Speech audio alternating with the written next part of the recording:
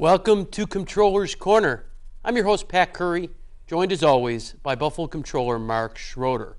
Our top story today, an audit of revenue at the City Clerk's office has led the Comptroller to make recommendations on the prevention of fraud and theft at the City Clerk's office, which brings in approximately $800,000 of revenue every year. Now, Mark, the City Clerk's office issues marriage licenses, birth certificates, death certificates, dog licenses. Busy place. And the citizens use that area, and there's a lot of cash that goes back and forth. Right. And right now, you're recommending that several things take place in order to prevent the theft, fraud, or any sort of abuse of these monies, this revenue that comes in from citizens looking for documents. Now, one of the areas that you're looking at is in order for the clerk's office to track these pre-numbered documents. Now, many certificates have a security number in the top, and the goal of that is to have those tracked so we know that no licenses were issued without payment. Right. That's one of the recommendations you made in this audit, correct? Yeah, and so we are very fortunate to have a great audit department under the leadership of Kevin Kaufman, who, quite frankly, I stole him, as you know, Patrick, from the private sector. He's a certified public accountant. He has tremendous experience, not only in the private sector, but he has been a very effective leader in the audit department. And we have attracted some very, very smart CPAs, as well as making sure that all the employees understand exactly what the objectives are. And the objectives are exactly what's in our mission statement. We have a responsibility to protect the taxpayers' money, and this is the reason why we do these types of audits, especially audits that have to do with money coming in. And so you're exactly right. There are certain things that the auditors have identified in terms of making sure that there's a coding system in place that also coincides with payment. And can we prove that it's there? And it's very important, and it's something that we're going to continue to do.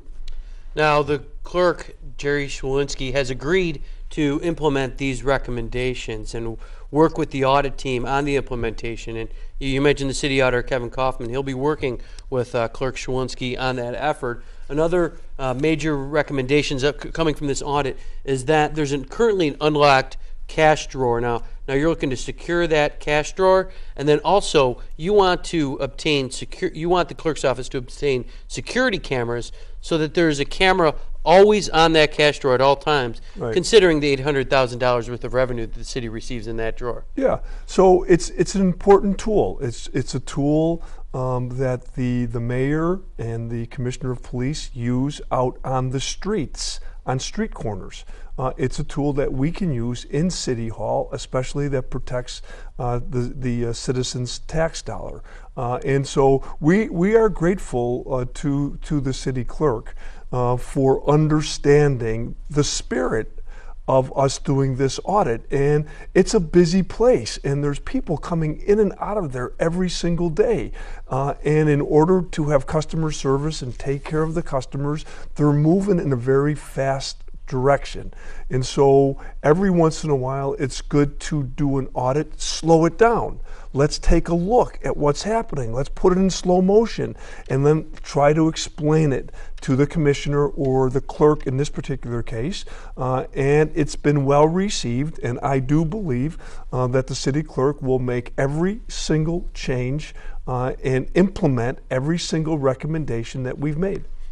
Another audit recommendation is to provide a segregation of duties so that the same employee that receives payment, issues the document, isn't the same employee that is recording the transaction in the accounting software or reconciling the receipts for those transactions, or so breaking up these duties so that one employee doesn't have the ability to start from A to Z. And when you have only one employee involved in the process, the entire process, that's when fraud and theft can occur. So, what you just explained is really a no-brainer. But when people are busy and they're scrambling around, sometimes that can occur. And the reason why I know it, Patrick, is if you remember, when I first became the comptroller 5.5 years ago, the very first audit we did was on ourselves, just to make sure there's a separation.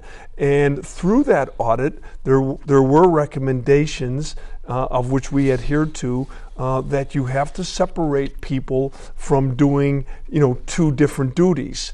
And so we have been able to do that successfully over the last 5.5 years in the Comptroller's office, and we expect other areas and departments who handle money to do the same. Now, this is part of a broader effort. This particular audit on revenue at the City Clerk's office is a part of a broader effort that you've undertaken to look at every single place the city accepts payment and make sure that their policies and procedures are up to snuff, and that we're doing everything we can to maximize our internal controls so that we can prevent fraud or theft at every single entity, whether it's City Hall or on the community, right, where the city accepts payment. Yeah, so that's the goal. I mean, one of the goals that we've set, one of the objectives is that it would make sense if the city treasurer could accept all payments. But it's not practical. There are certain things that happen within city government, even in City Hall and beyond City Hall, that departments or areas are going to have to accept money. And if they do, we want to make sure that they have all of the tools, and we want to also make sure that they understand, no matter how busy they are, they have a responsibility, and that best practices always has to be adhered to. Now, you look at every audit and the recommendations every year after 1 year after the audit is complete. Yep. This will occur approximately a year from now on this city clerk's office. Right. But while we're speaking of these types of audits on places that accept payment, there was just an audit follow-up completed at the animal shelter revenue. The animal shelter revenue audit was completed last year, and it had some of the same recommendations. Better segregation of duties are needed, better security cameras pointed at the cash drawer, timeliness of recording transactions, opening the cash drawer for no sales, and also the use of pre-numbered documents. Yeah. Now, you made all those recommendations over a year ago to the animal shelter animal shelter department, which is under the Department of Public Works, and you did this follow-up audit, you and Kevin Kaufman, and for the most part, the vast majority of your recommendations for the animal shelter have been implemented. Yeah. So last year around this time, I was very troubled by the animal shelter, and I was thinking about, do I have the power to actually shut them down? Rather than do that, we did the audit and we put forth some of our concerns, and then we also offered recommendations. I am not troubled this year like I was last year, Patrick. That's one of the reasons why under my leadership over the last 5.5 years, we have implemented what we call the follow-up audit, because there are times we could do an audit and then the department head could say, fine, comptroller, we'll do everything you say, and then they do nothing. So we have the responsibility on behalf of the taxpayer to make sure they are doing it. And in this particular case, I agree with what your assessment is. They are doing almost everything we recommended. Now, there's a couple minor issues. They still need to put a security camera pointed at the cash drawer, but for the most part, all of your recommendations have been implemented. You're more confident that the revenue at the animal shelter is protected enough from theft and fraud. So this is an example of the textbook, what you want to see happen for every audit you do. So you come in, you have your findings, you make these recommendations, you present that report to the department that's being audited. That department responds to you, has a year in order to implement those changes, and a year later, your audit team is sent back out to the same place. They're dealing with the same people and speaking of the same recommendations, and they find out that all these recommendations have been followed, and that is an example of the perfect way that you would like all these audits to take place, so that a year from any particular audit being issued, all the recommendations have been implemented, and we've gone back and checked to make sure that happened. Yeah, no question about it. And for the most part, I give our audit department, our division, an awful lot of credit for doing the right thing. But we have the right people there, Patrick. We have the right people doing the right work. And so therefore, for the most part, I am grateful to those who respond in a positive way and who understand the spirit of the audit, and then they do their best. There are other times where I'm not so happy, and I can assure you I am not real happy with the police commissioner and the fire commissioner. There are certain things that we have said in their audits that I don't even know if they understand what we're saying. And there's times where I'm not sure if they're even capable of implementing some of the things we're saying. That is troubling to me. It should be troubling to the citizens of Buffalo. But when commissioners and the clerk, in this particular case, when they're responsive, when they understand what we're saying, and they really want to do a better job for the citizens of Buffalo, I respect them the most. Yeah, and we talked about the Fire Prevention Bureau, which accepts payment last time, and there were some issues that weren't rectified after your audit of them, and the follow-up found that, and so you're going to be keeping an eye on that. But the idea of looking at every place the city accepts cash, everywhere, right, is in order to prevent the type of event that where somebody's stealing taxpayer funds and putting it in their pocket. Now, your goal was, you found when you became controller, too often previous audits were done after the crime, after someone was stealing quarters from a machine, right, or yeah, after somebody was issuing licenses and putting money in their pocket in the Department of Inspections, and you found that too many times where the cat's already out of the bag, the horse has already fled the barn, and you're playing catch up. Yeah. The point of these audits preventive are to prevent these sorts of issues so that you can make sure that if fraud happens, it's detectable and we catch the person and they're dealt with accordingly. There's no doubt about it. And over the last 5.5 years, I've lost track of the number of audits we've done, but we've done well over 50 audits. And so I believe that what happens, Patrick, is employees who work for the city of Buffalo, especially those who are in positions where there is a money flow, they understand that we have done audits before and we have recommended best practices, and it is preventative in some cases that they just don't, these are good people, these are good family people, and sometimes when it gets so busy within their division or wherever they're collecting the money, sometimes they may want to cut corners or put money in a drawer and not account for it for a week or two. That is not happening as much anymore because of some of these audits that we're doing. We are bringing light on these types of things and giving people an opportunity to do it the right way the first time. And not only are some of these employees busy and in the hectic environment, but a lot of them don't have the financial training and the background in order to know what the right thing to do is. And that's where your audit teams come in, and they have issued a blanket statement to any department. Yeah. If you want to learn ways to improve the process, we're there to help. We're there to work with you. The city auditor, Kevin Kaufman, can be reached at any time, and he'll be willing to work with any department on improving these procedures so that, despite the lack of training an employee might have in financial transactions, they have the help and the procedures and the written policies down in order to guide them doing their job. And for the most part, I do believe that those departments who have the ability to accept our help will take our help. And then there are occasions, like you recall last year, we offered to be helpful to the Commissioner of Fire and their administration division, of which they accepted, and then a few days later, oddly enough, I wonder why they said no, they don't want our helps.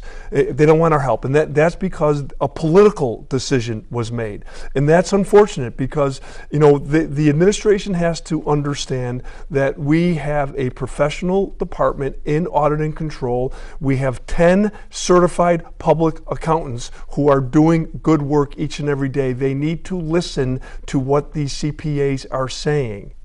Well, Mark, we got to take a brief break. Stay tuned for more Comptroller's Corner after this message. Are you unemployed, underemployed, or do you need to improve your job skills? Then the Buffalo Employment and Training Center is here for you. The Buffalo Employment and Training Center is your one-stop employment shop. Whether you need help with your search, access to information, seminars, or training, our expert and caring staff is here for you. And the best part is, all of our services are free. The Buffalo Employment and Training Center is conveniently located at 77 Goodell Street in downtown Buffalo with plenty of free parking. For more information, call 856-JOBS or visit us on the web at www.workforcebuffalo.org.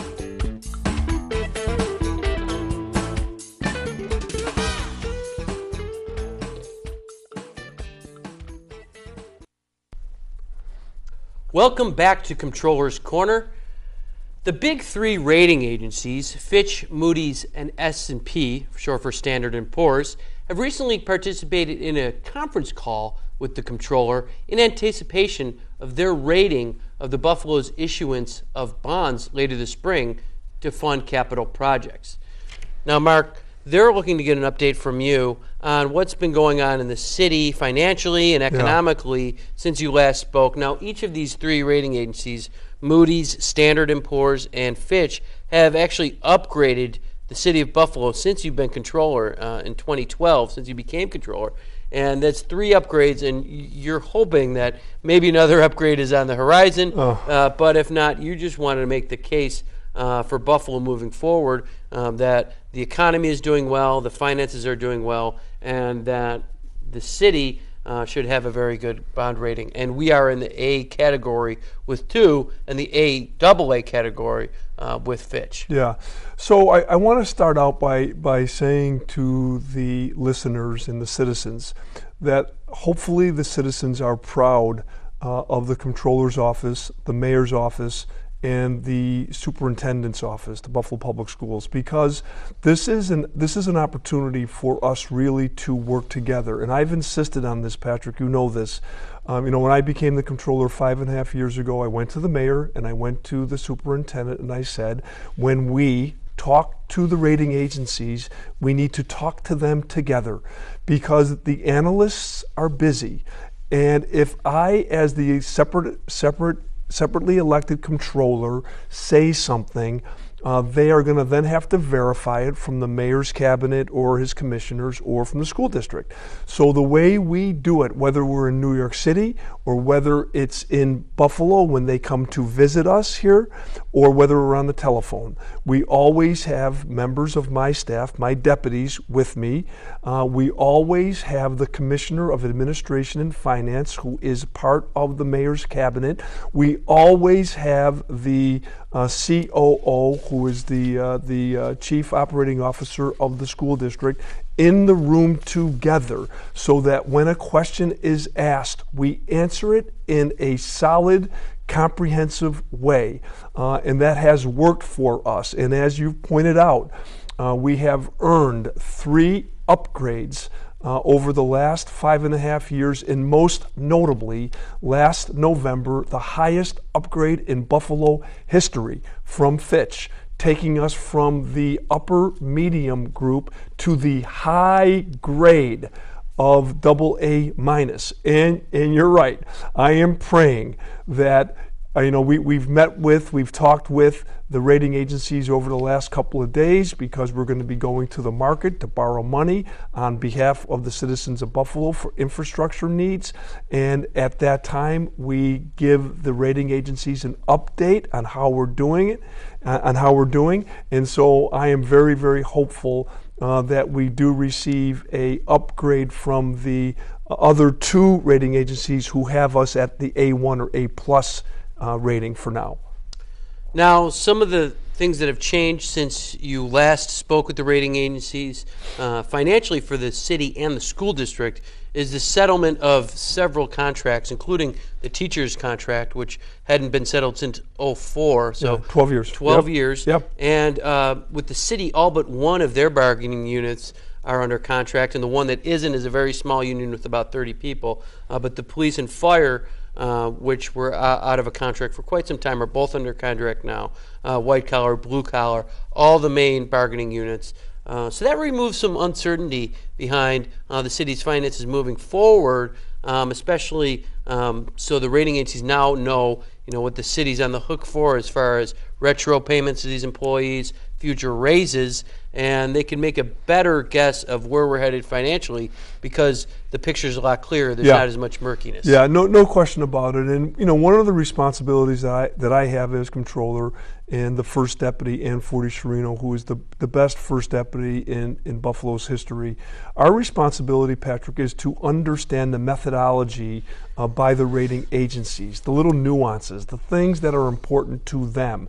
And one of the rating agencies, we know it's important to them when they go to committee, when they're talking about Buffalo's rating, that they want to know, how are we doing with contracts? Do we have settled contracts, or are they expired? And so, as you pointed out, the city of Buffalo and the school district has really worked hard over the last couple of years to do the right thing with their employees and making sure that they have a contract that's affordable and that is suitable to them and for their families. And so that is one obstacle that we don't have anymore. There's another rating agency that's more interested in knowing about what is called reval. When they do the assessment, in terms of properties and what properties are worth and things of that nature. And so that isn't going to take place in the city of Buffalo, unfortunately, for a couple of more years. So that's an uncertainty for the rating agencies. But the contracts, that is something that is important, and that's one of the reasons why I am hopeful to be able to earn an upgrade from the rating agencies over the next couple of weeks. Well, you mentioned the reval, and while we won't know the numbers on that for a couple of years, we did share with the rating agencies that home prices have been going up. In fact, Buffalo's 4 in the nation, according to Kiplinger's magazine, using data from Clear Capital, as far as 20% increase in home prices in a 10-year period. Now that hasn't hit the city's bottom line because the reval hasn't gone into place, but it's a marker, an indicator of where that reval will go once it is in place because home prices have been rising. Yeah, and here's an opportunity really for the mayor and his administration to begin to communicate to residents out in Buffalo in terms of this process, because as you know, Patrick, what has happened just recently, there has been a lot of acrimony in the town of Amherst because they just went through this process, and a lot of homeowners are pretty upset because they have a lot of responsibility and they're doing a lot of things in their communities, and they just feel that when the town or city goes through this process, it just kind of hits them, and I think there should be a process where there's communication and transparency so that people understand that this is something that could be positive, but you have to communicate with people because sometimes they can take it as a negative if they don't understand what their municipality is doing. Now, another thing you talked to the rating agency about is the economic development in the city and the progress, but more than just telling them about it, actually, since you've been controller, you've brought each of the 3 rating agencies to Buffalo so they could see in person the economic development projects on the waterfront, the medical campus, and Riverbend in South Buffalo that Tesla and Panasonic are teaming up on. And so they can see for themselves the real picture of Buffalo's upswing economically, and that makes a bigger impact. And you've talked to these analysts from these rating agencies, and they said it has made a difference. Yeah, and just so we're clear here, the economic upswing is for some, not for all in the city of Buffalo. So I'm very hopeful over the next 4 years or so that I can bring the rating agencies and show them the upgrade that's taking place in our neighborhoods, because that isn't exactly what's happening here. There is a lot of activity on the waterfront and in downtown development, and we're all grateful for it. But a concentration now has to be on our neighborhoods and in our neighborhoods, and hopefully that will take place over the next 4 years. Speaking of neighborhoods, you recently came out in favor of the Central Terminal as a train station option for the city. That is in the Broadway-Fillmore neighborhood. Now, you believe that a project of this magnitude could be a real catalyst to development in this neglected neighborhood of the city. Yeah, and you know, Patrick, people know that I'm very candid. This is another example where people get very jaded. They get very upset because I believe that what's going on right now is what I would call the great train caper. I believe that they've already made this decision, and that this decision has been made by those who are in the hierarchy, who are going to do this train station and force it into the downtown Buffalo Canal Side area, which is a major mistake. I listened to Congressman Brian Higgins this morning, and I heard his rationale, which I agree with. It's the same rationale I have used for months. It's the same rationale that Assemblywoman Crystal Peoples has used, Council President Darius Pridgen has used, Assemblyman Sean Ryan has used, Councilman Dave Franchek has used, but it seems to be being ignored, and it's unfortunate. But this is what happens sometimes in Buffalo. Speaking of the Central Terminal, you'll be there next month for Dingus Day Parade. But while we're speaking about parades, you were the Grand Marshal of the Old Neighborhood Parade. Goes from the Valley to the Old First Ward, the Old Neighborhood St. Patrick's Day Parade. Yeah. You had the distinction of being the Grand Marshal this year and leading that effort. Yeah, I'm so honored. It is the original St. Patrick's Day Parade. And, my father died in 2009, and he would be so proud that I was a Grand Marshal. His grandparents came from the Old First Ward. And so it was just a fabulous event. We give an awful lot of credit to Peggy Overdorf for all of her great work with the Valley Community Association. She runs the most beautiful, pristine parks on the river, on the Buffalo River. And so it was a great honor for me. And also, we're, in South Buffalo, it's known as St. Patrick's Month.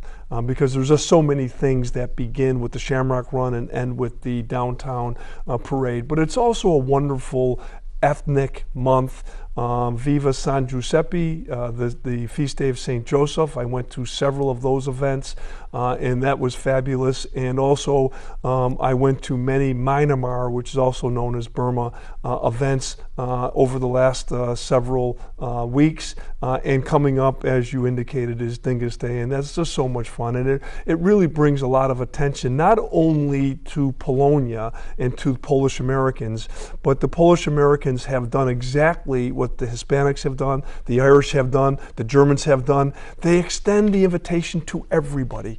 Everybody come and take advantage and have fun with us. And then what happens, the proceeds actually go to keep their tradition alive, usually language, dancing, things of that nature. So it's just a wonderful thing that we have going on here in Buffalo, and I support it in a 100% way.